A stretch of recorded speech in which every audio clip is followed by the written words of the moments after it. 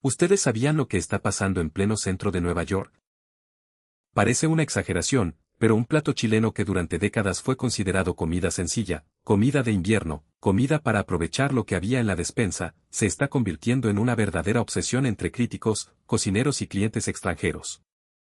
Y no estamos hablando de centolla magallánica, locos, salmón premium ni de una preparación elaborada con ingredientes imposibles de conseguir. Estamos hablando de pantrucas. Sí, pantrucas chilenas. Ese plato que muchos chilenos describen con una frase casi automática. Son pedacitos de masa echados al caldo, nada más. Nada más. Eso es lo que dicen. Sin embargo, en Manhattan hay personas pagando más de $25 por un plato que en una picada chilena podría costar unas pocas lucas. Hay críticos comparándolo con preparaciones de restaurantes reconocidos internacionalmente. Hay cocineros que estudiaron durante años en Francia intentando descubrir por qué una sopa de apariencia tan humilde puede dejar una sensación tan profunda. Y lo más curioso de todo es que muchos chilenos todavía no entienden el escándalo. Para ellos, las pantrucas siguen siendo la comida que preparaba la abuela cuando llovía.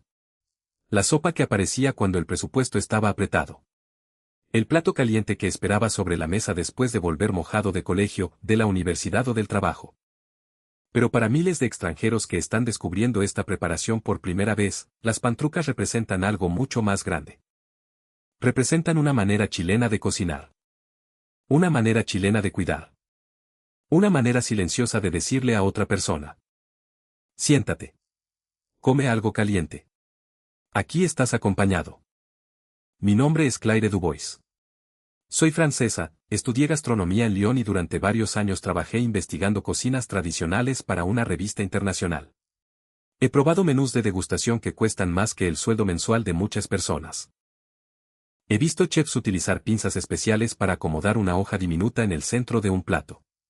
He probado caldos clarificados durante 48 horas, espumas de mariscos, mantequillas fermentadas y reducciones hechas con vinos que cuestan una fortuna. Pero nunca pensé que terminaría cuestionando todo lo que había aprendido frente a un plato de pantruca servido en una casa de la zona sur de Santiago. La primera vez que las vi, debo reconocerlo, no quedé impresionada. El caldo era claro, ligeramente dorado. Había papas, zanahoria, algunas verduras, cilantro y trozos irregulares de masa flotando en el plato. No había una presentación sofisticada. No había flores comestibles. No había platos negros ni humo artificial saliendo de la mesa. La señora que las había preparado se llamaba Teresa.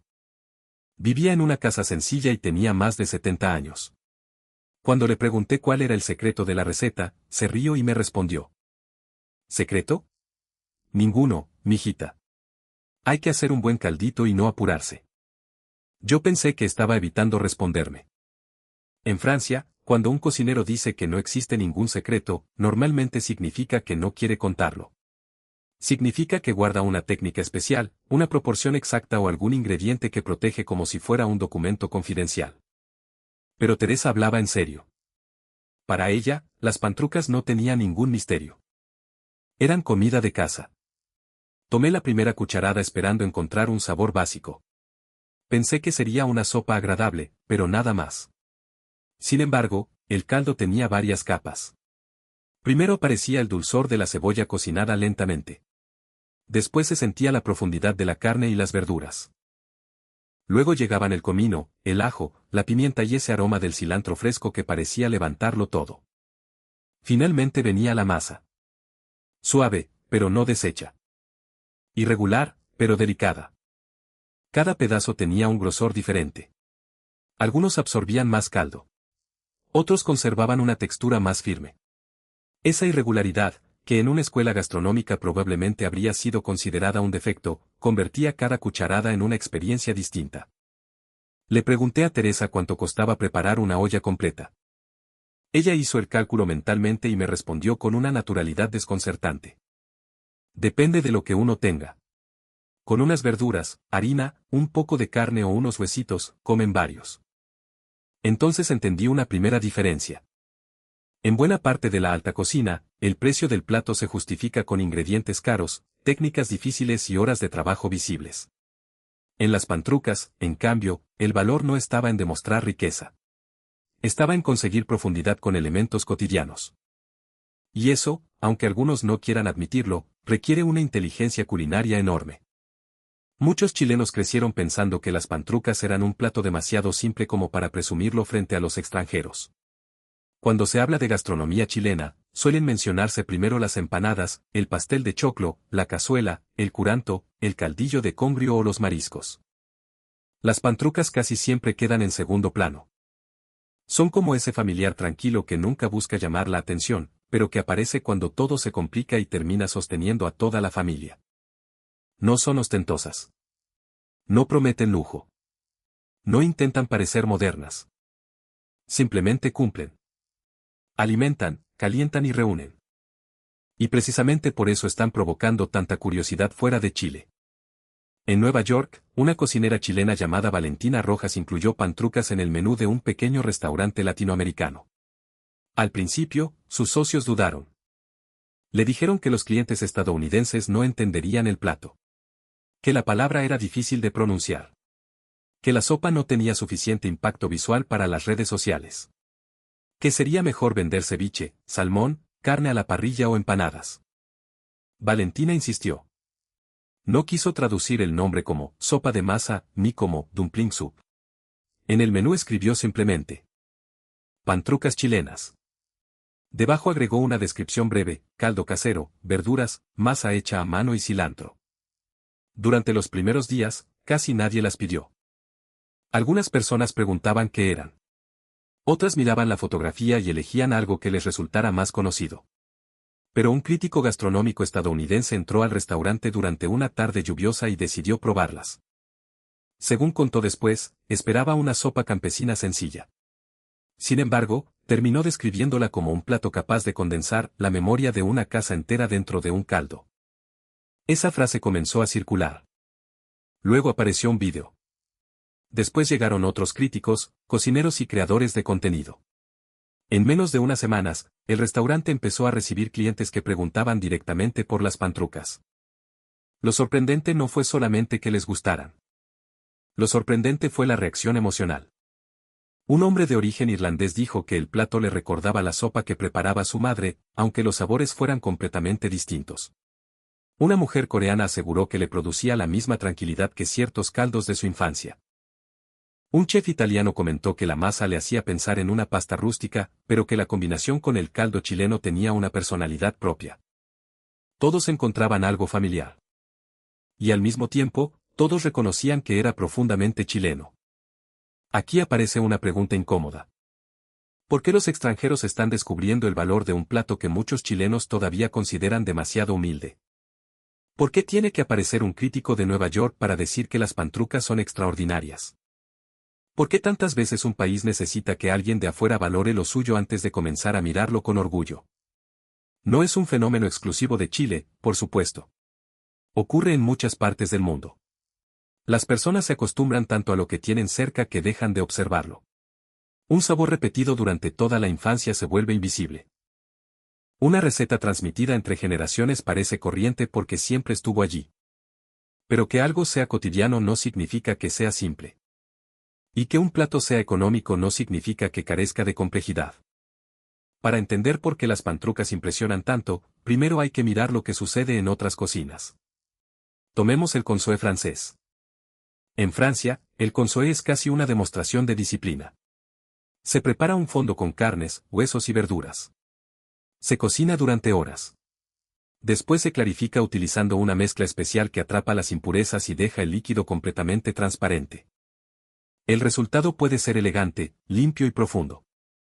Pero requiere técnica, tiempo y una cantidad considerable de ingredientes.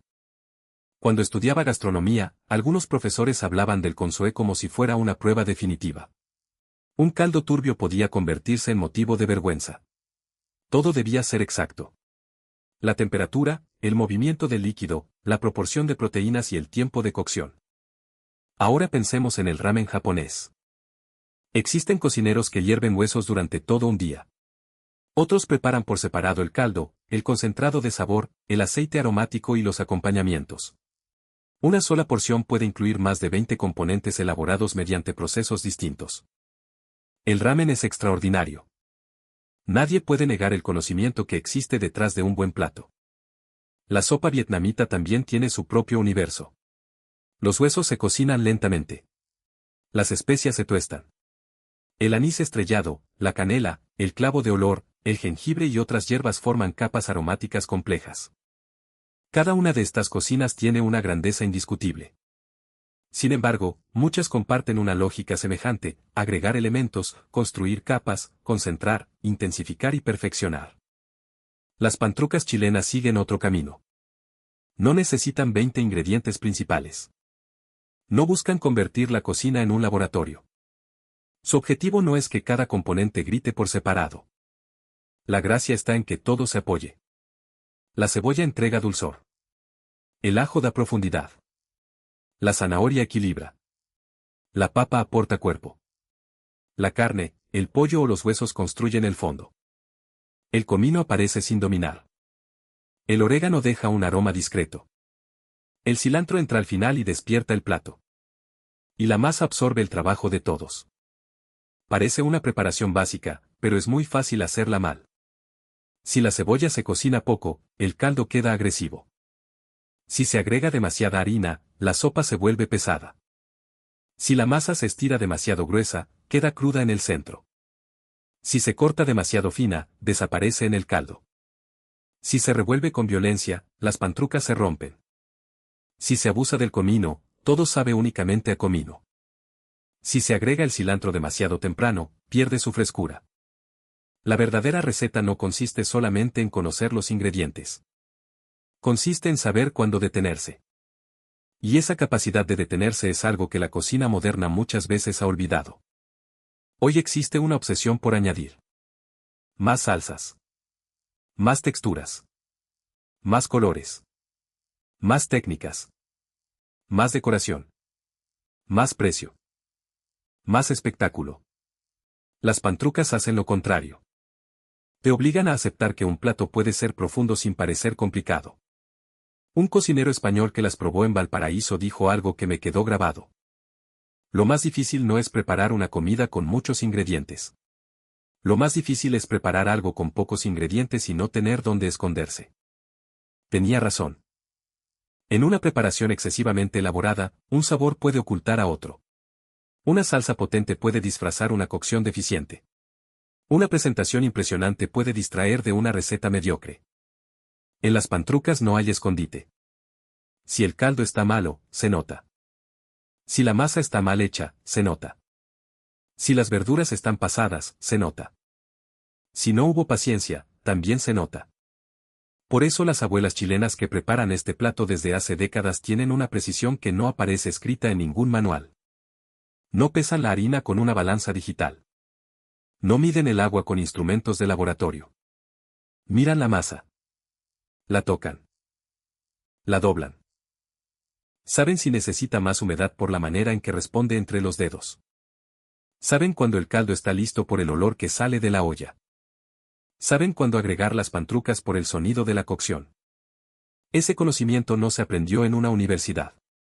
Se transmitió mirando. Una hija observaba a su madre. Un nieto ayudaba a cortar la masa. Una vecina preguntaba cómo lograr que no se pegaran. La receta viajaba de una casa a otra, cambiando levemente en cada familia. En algunas casas se preparan con carne. En otras, con pollo. Hay familias que agregan huevo. Otras incorporan un poco de ají de color. Algunas personas prefieren la masa más gruesa. Otras la cortan en tiras delgadas. En ciertos lugares se agregan acelgas, porotos verdes u otras verduras disponibles. No existe una única pantruca. Existen miles. Cada olla contiene la historia de una casa. Y eso es algo que los extranjeros perciben de inmediato. Ellos no llegan con una versión idealizada en la memoria. No están comparando el plato con el de su madre ni con el de su abuela. Lo reciben sin prejuicios.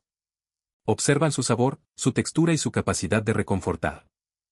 En cambio, algunos chilenos lo miran y piensan: esto lo comía cuando no había otra cosa. Pero ahí está precisamente el punto. Las pantrucas surgieron como una forma de alimentar bien con recursos limitados. La creatividad aparece con más fuerza cuando no se puede resolver todo comprando ingredientes caros. La harina se convierte en masa. Los huesos se convierten en caldo. Las verduras comunes se transforman mediante el tiempo. Nada se desperdicia. Todo cumple una función. Para ciertas personas, eso puede parecer cocina de escasez. Para mí, es cocina de inteligencia. Hay una diferencia enorme entre pobreza gastronómica y aprovechamiento gastronómico. La primera ocurre cuando no existe conocimiento para transformar los alimentos. La segunda aparece cuando una comunidad aprende a sacar lo mejor de cada producto. Chile conoce muy bien esa lógica. Es un país largo, con climas completamente distintos y con comunidades que históricamente debieron adaptarse a lo disponible. En el norte, en el centro, en la costa y en el sur se desarrollaron soluciones diferentes. Muchas recetas nacieron del trabajo rural, de los inviernos fríos, de los puertos, de las cosechas y de la necesidad de alimentar a familias numerosas. Por eso la cocina chilena no siempre busca impresionar de inmediato. Muchas veces busca sostener. Una cazuela no es un objeto de decoración. Un charquicán no intenta parecer elegante. Un plato de porotos no necesita una explicación académica. Unas pantrucas no piden permiso para ser sencillas.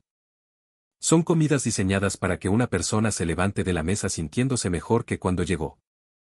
Y, sinceramente, ¿no debería ser ese uno de los objetivos más importantes de la gastronomía? Durante años nos convencieron de que un plato valioso debía ser raro. Debía incluir ingredientes importados. Debía servirse en porciones pequeñas. Debía tener una historia compleja contada por un garzón. Debía costar mucho. Pero una señora chilena puede poner frente a ti un plato abundante, caliente y sabroso sin pronunciar un discurso. Solo te dice: sírvete más, todavía queda. Esa frase contiene una filosofía completa. En muchas culturas, ofrecer comida demuestra hospitalidad. Pero en Chile existe una forma particular de hacerlo. La persona que cocina no siempre declara abiertamente sus sentimientos. No necesariamente dice que pasó horas preocupada por ti. Te sirve. Te pregunta si quieres pan. Te acerca el ají.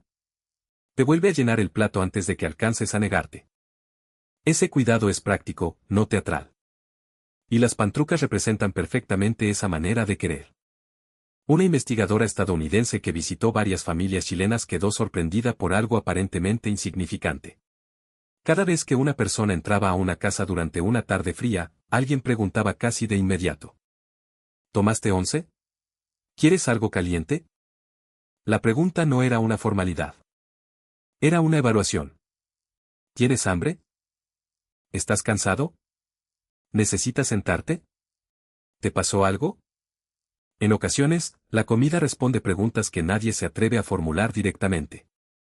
Un plato de pantrucas puede aparecer después de una discusión familiar. Puede prepararse para una persona enferma. Puede recibir a alguien que viajó durante horas.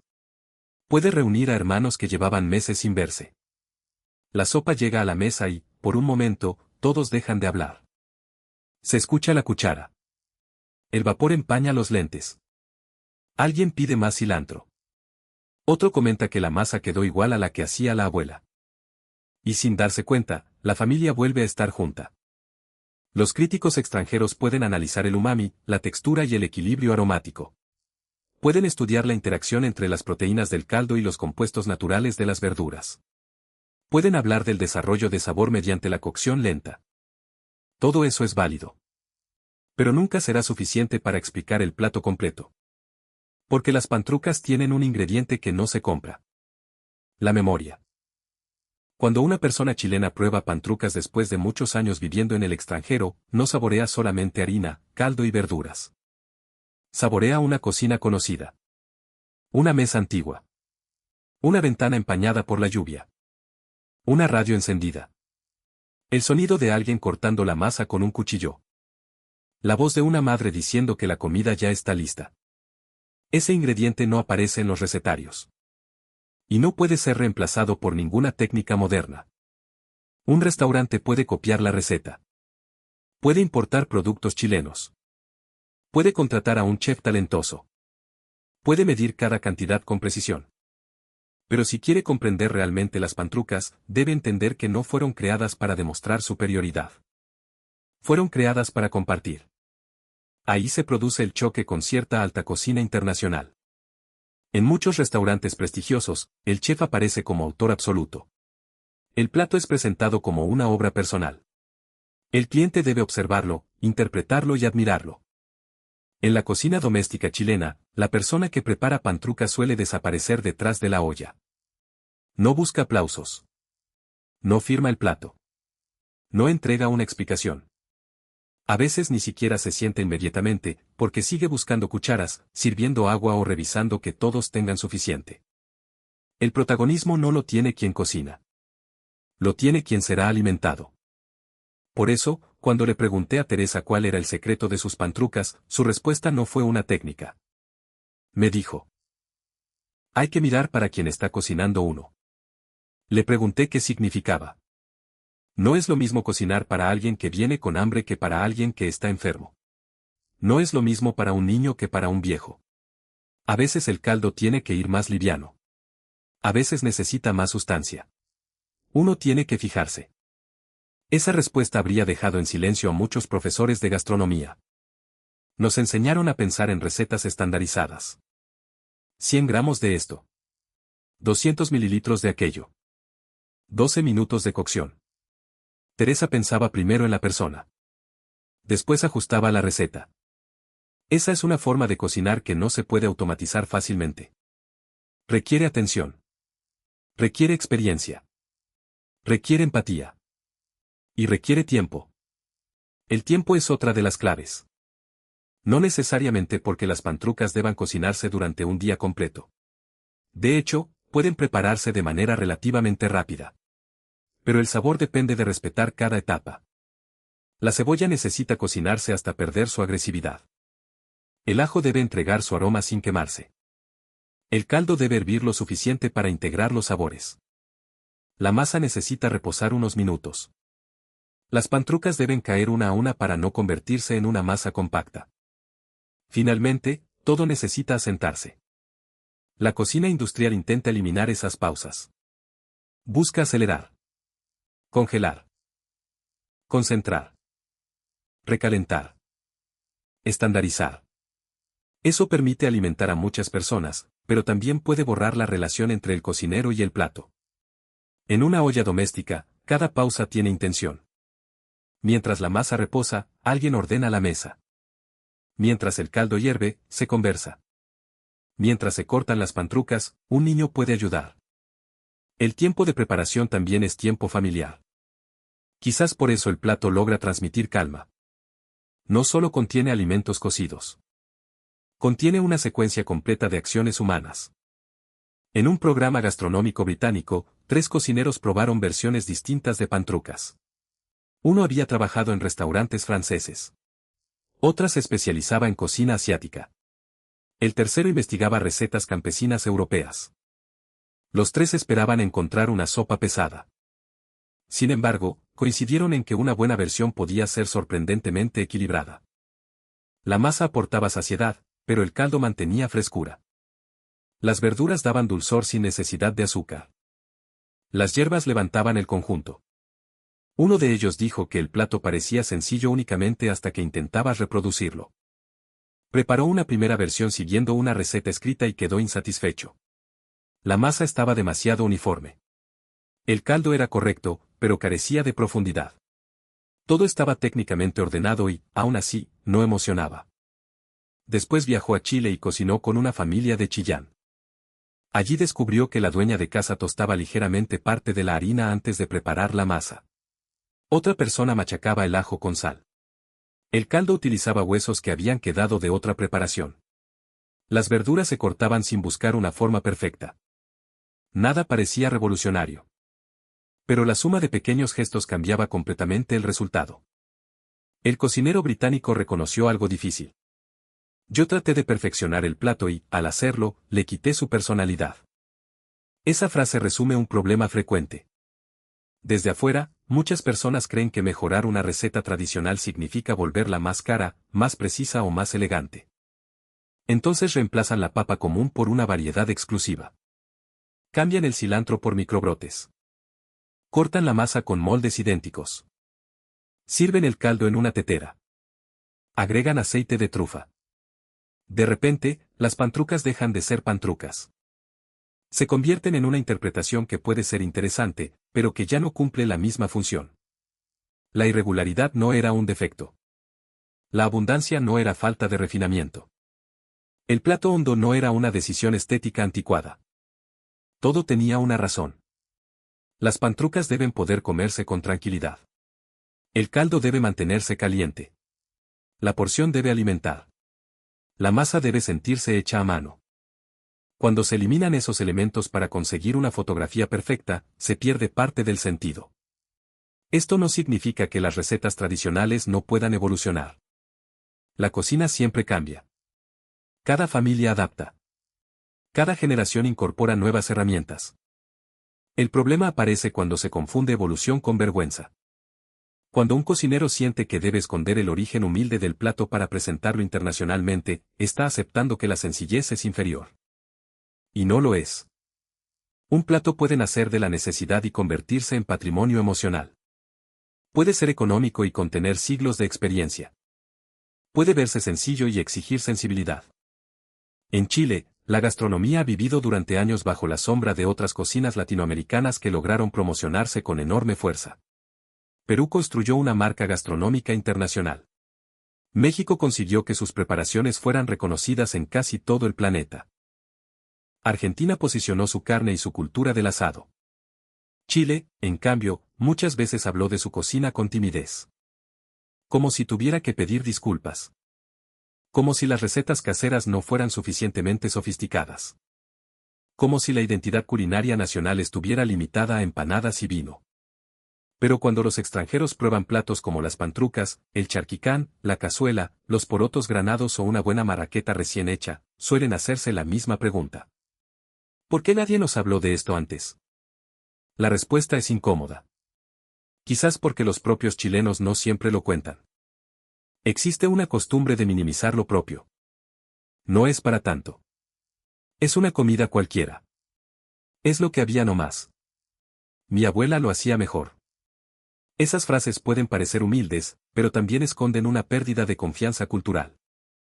Mientras un restaurante extranjero convierte una receta cotidiana en una experiencia exclusiva, la persona que creció con ese plato sigue pensando que no merece atención. En Nueva York, algunos clientes reservan con semanas de anticipación para probar pantrucas. En Chile, todavía hay jóvenes que nunca aprendieron a prepararlas porque pensaban que era una comida antigua. Eso debería hacernos pensar. No porque todas las personas deban cocinar igual que sus abuelas, sino porque una receta olvidada representa más que una lista de ingredientes. Cuando desaparece una preparación, también desaparecen palabras, gestos, recuerdos y formas de relacionarse. Desaparece la manera en que se cortaba la masa. Desaparece el consejo de no echarla toda de golpe. Desaparece la discusión sobre si lleva o no lleva huevo. Desaparece la historia de quien preparaba la olla más grande durante las reuniones familiares. La tradición no es una pieza de museo. Es una conversación entre generaciones. Y las pantrucas todavía tienen mucho que decir. Un nutricionista canadiense que analizó el plato señaló que su equilibrio depende completamente de la receta. Una versión con verduras, caldo natural y una cantidad moderada de masa puede entregar energía, hidratación, proteínas y micronutrientes en una sola preparación. No es una fórmula mágica. No reemplaza todos los alimentos. Pero demuestra algo importante: la cocina doméstica tradicional podía construir comidas completas sin depender de productos ultraprocesados ni suplementos costosos. La harina aportaba energía. Las verduras entregaban vitaminas y fibra. La carne, el pollo o los huesos enriquecían el caldo. Las hierbas agregaban sabor sin necesidad de salsas industriales. Y todo se servía caliente, algo especialmente valioso durante los meses fríos. Mientras en otros países se venden polvos instantáneos como si fueran soluciones modernas, muchas familias chilenas ya tenían una respuesta sencilla dentro de una olla. Por supuesto, hoy no todas las personas disponen del mismo tiempo. La vida cambió. Las jornadas laborales son largas. Los traslados agotan.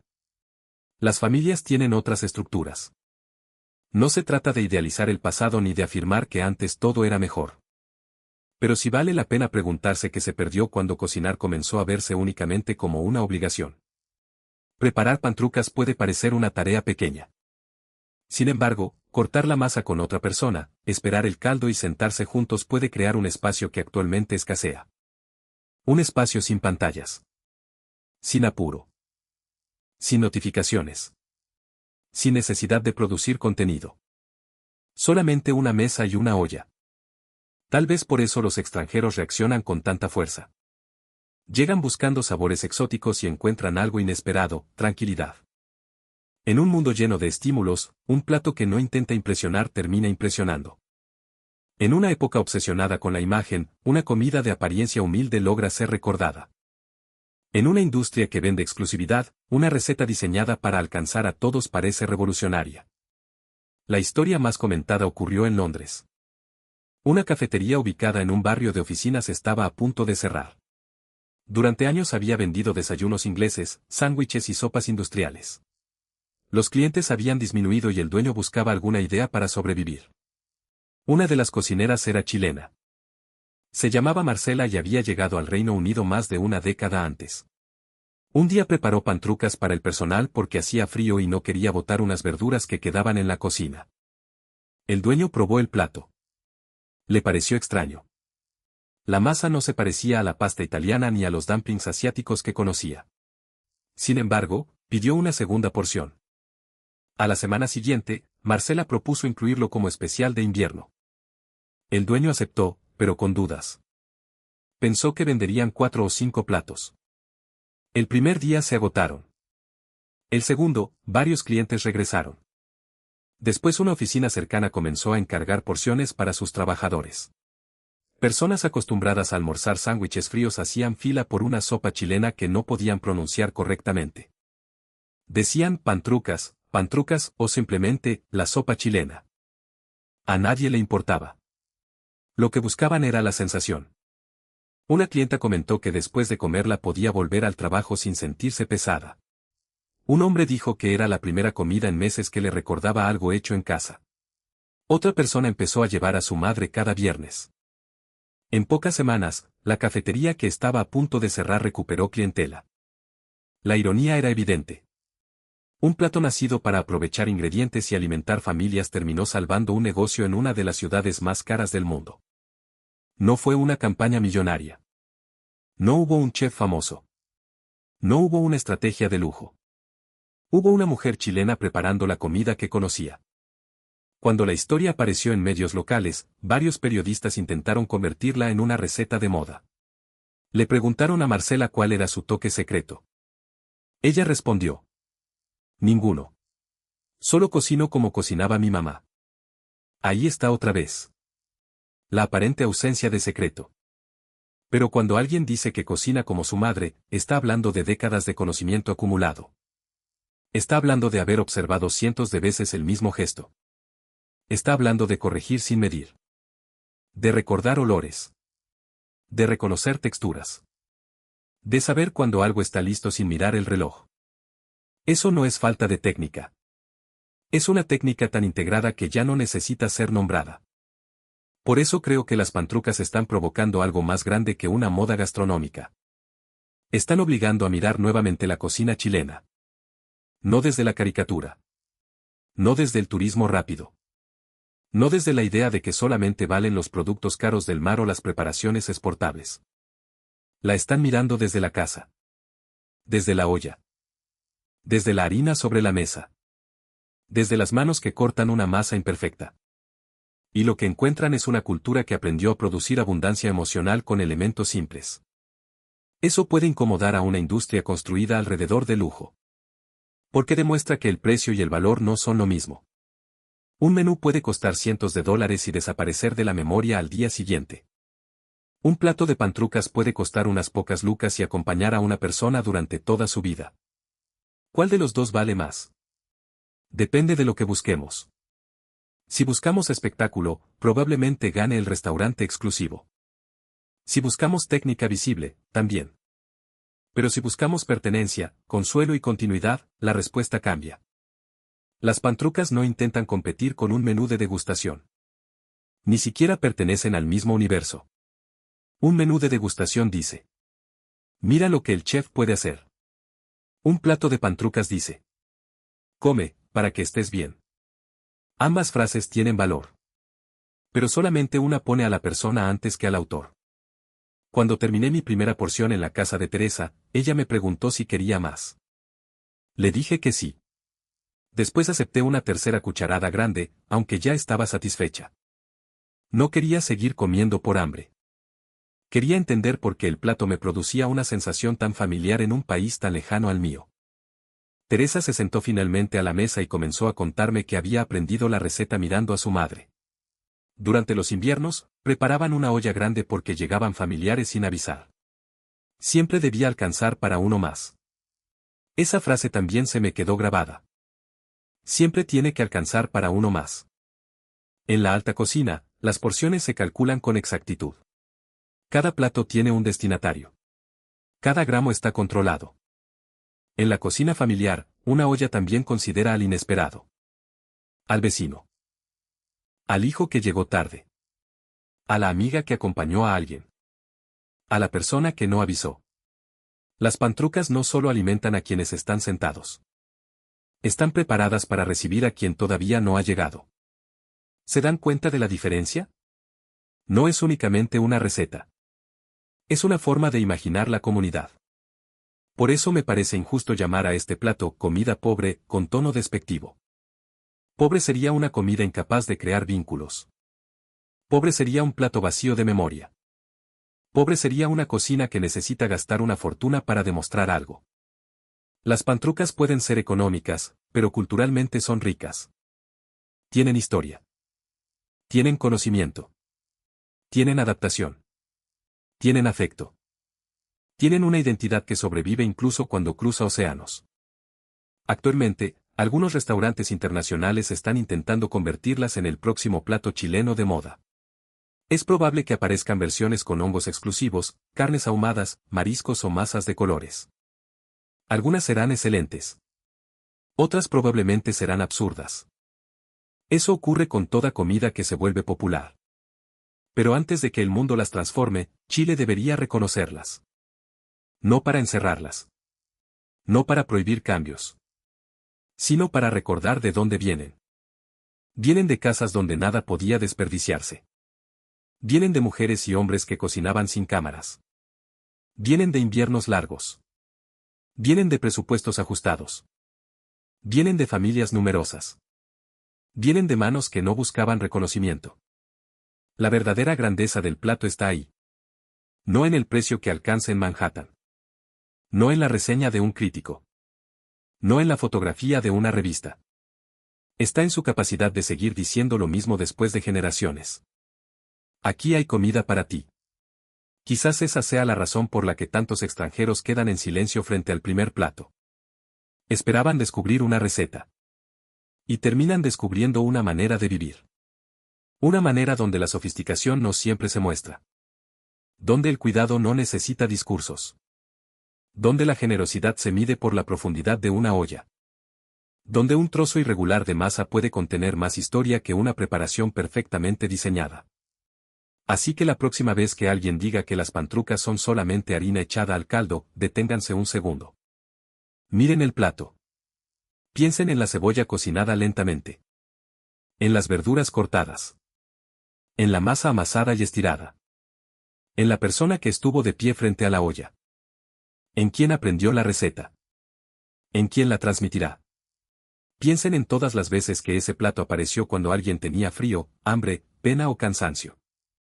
Después pregúntense si realmente es nada más. Porque quizá el mundo está comenzando a entender algo que los chilenos tuvieron siempre frente a sus ojos. Que la comida más poderosa no necesariamente es la más cara. Que la técnica más profunda no siempre se enseña en una escuela. Que una receta sencilla puede conservar la memoria de un país. Y que algunas de las obras gastronómicas más importantes de Chile no están en restaurantes premiados. Están en cocinas pequeñas. En ollas antiguas. En cuadernos manchados. En manos que cortan la masa sin medir. Mientras cocineros de Nueva York, Londres y París intentan descifrar por qué este plato resulta tan reconfortante, miles de abuelas chilenas probablemente responderían lo mismo que Teresa. No tiene tanta ciencia. Hay que hacerlo con paciencia y servirlo bien caliente. Pero justamente ahí está la ciencia. Ahí está la filosofía. Ahí está la grandeza. En no cocinar para presumir. En cocinar para que otro se sienta mejor. Por eso las pantrucas no son simplemente una sopa. Son una declaración silenciosa. Dicen que con poco se puede entregar mucho. Dicen que el tiempo también alimenta. Dicen que la irregularidad puede ser hermosa. Dicen que una casa puede reconocerse por el aroma que sale de su cocina. Y dicen que Chile posee una riqueza gastronómica que todavía no ha terminado de valorar. Ahora la pregunta es para ustedes. ¿Cuándo fue la última vez que comieron pantrucas? ¿Quién las preparaba en su familia? ¿Eran con carne, con pollo, con huevo o solamente con verduras?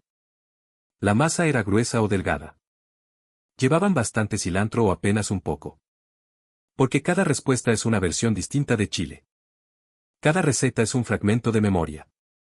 Y mientras esas historias sigan contándose, las pantrucas nunca serán una comida antigua.